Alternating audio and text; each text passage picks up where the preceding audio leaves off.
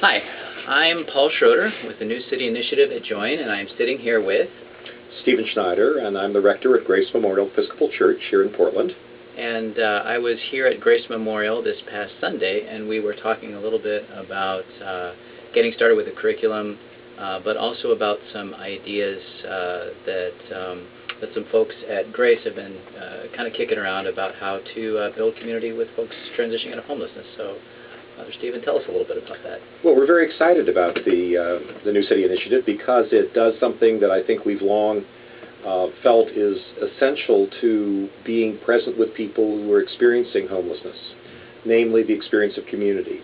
We've tried to do that with our Friday dinners, which we've done here for about 15 years, and largely through just using round tables as a way of having people see each other and talk with each other. And so when the conversation you opened up around the New City Initiative came along, we thought, well, that would be wonderful. We also thought we have a history of doing some things in the arts and run a very large art camp, and as a result of that have a glass studio.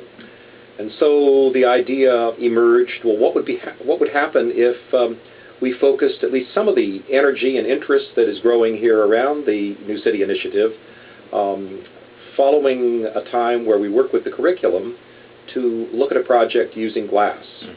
And the idea would be very simply having folk from this congregation reach out to folk through Join that might be interested in some experience that's creative. And so some of our glass artists have offered to provide instruction to some of the folk in the parish who aren't glass artists, but who are interested in kind of learning that particular skill, and then to share that with others and to draw people into an experience of community using this medium of glass and the occasion of sort of being a little bit of co-learners in how can one create with glass.